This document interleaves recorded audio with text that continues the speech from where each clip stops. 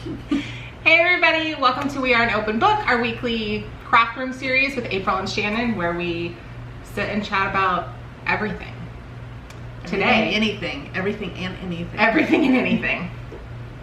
So today, yeah, I was telling April the other day, because she was not with me in the car, and I saw the most crazy thing. So we're going down a rural highway, and there's a ton of five.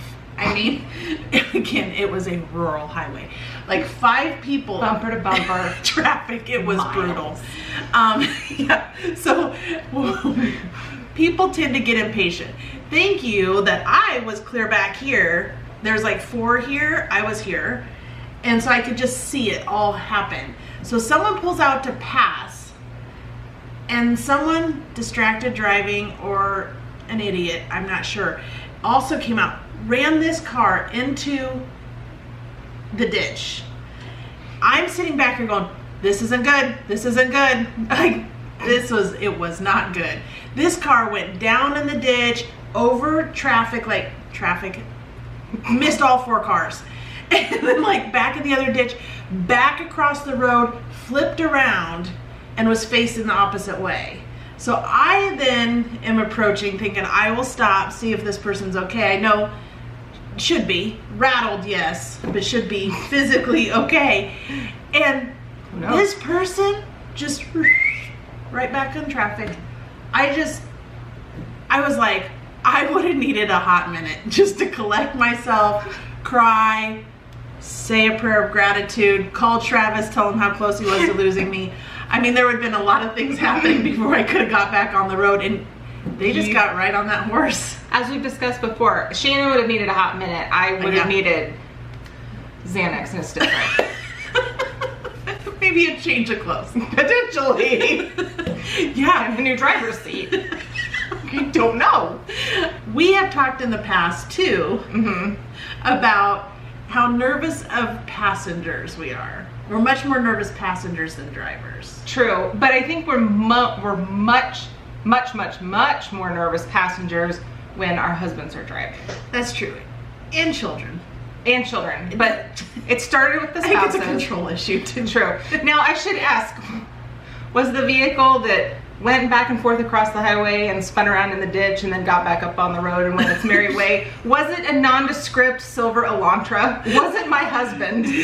Because I could see him getting home and me coming out and being like, oh, what? You've got like half a field up under your front bumper. What happened? And I can see him just saying, oh, you know, tire just went off the road. Fine. No, it wasn't anyone I think I knew, but again, it was a little hard to focus. The car was everywhere side to side. But so when I'm driving with you, we've driven like to Kansas City and stuff before. So aside from when that we had our own brush with near death the first trip we went down to KC.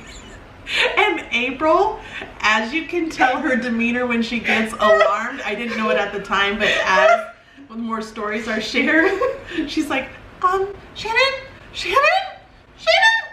And but she's always very polite when the semi almost ran us over.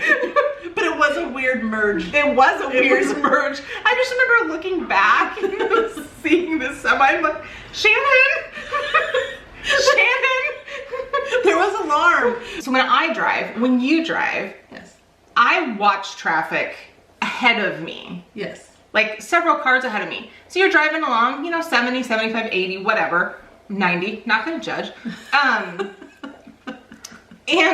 you're like, oh, those people up there, it looks like there's a lot of traffic. Some people are touching their brakes. Maybe I should too. Yes. Why wait till we get up on it to determine how quickly we have to slam on the brakes?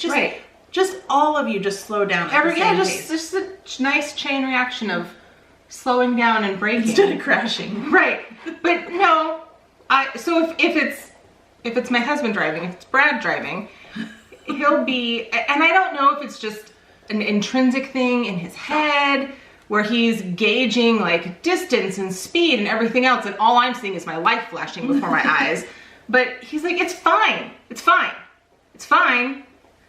Oh, stop. while not applying a brake. Yeah. Yeah. We're fine. We're plenty of distance behind them.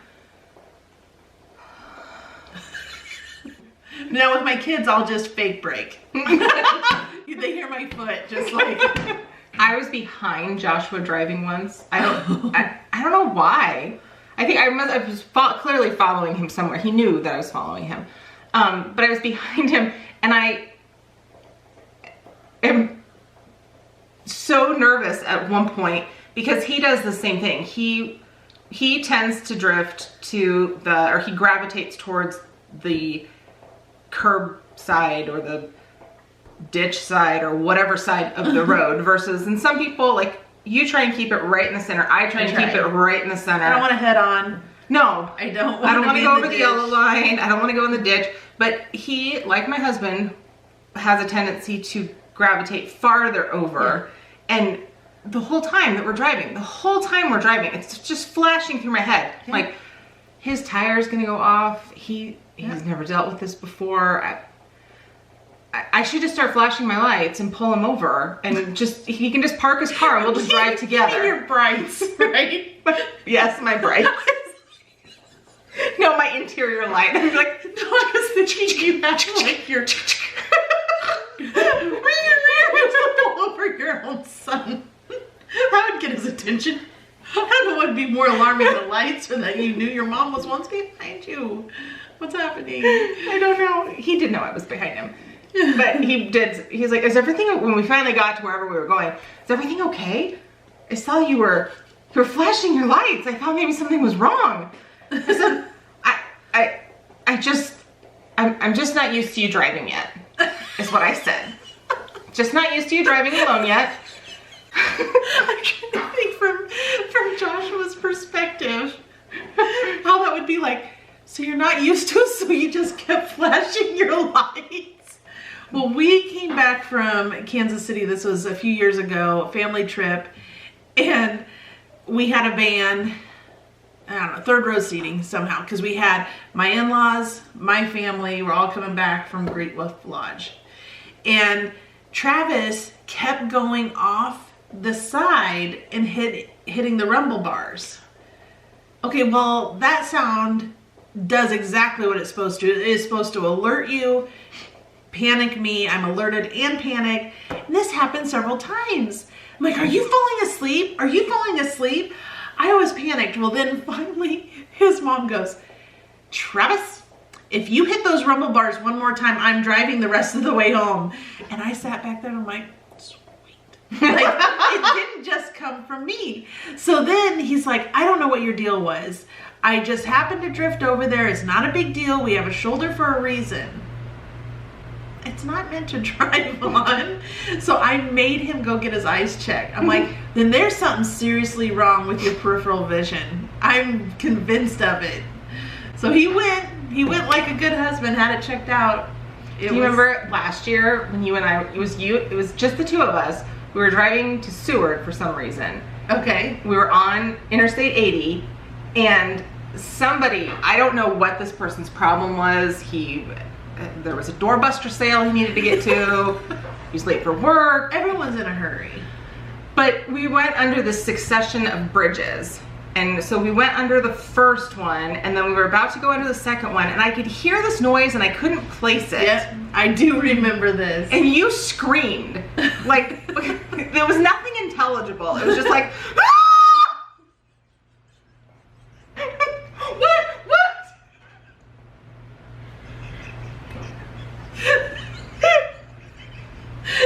It was scary. I hear a vehicle on the rumble bars. It's not us because I'm in the passenger seat and I'm not rumbling. Yeah. So it was a yeah. truck that had decided to, you know what, these 2 lanes of interstate traffic is not moving at my preferred speed, so I'm just going to pass everyone on the shoulder and shortens Shannon's life and mine at the same time.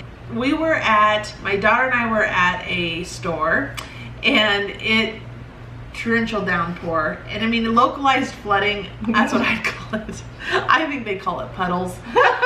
They were the ocean. They were big, there were many. I am terrified. I can't see the street signs. My windshield wipers aren't going fast enough. Hate that. you're in unfamiliar areas, so you're like just a little nerve-wracked anyway. I am in tears, just, and I had probably 2 or 3 miles to get home. Okay, To I thought you were rental going to say home. something else. Go on. And my daughter's with me going, "You're fine, Mom." She's coaching me. I'm like, "It's just not fine. It's just not fine."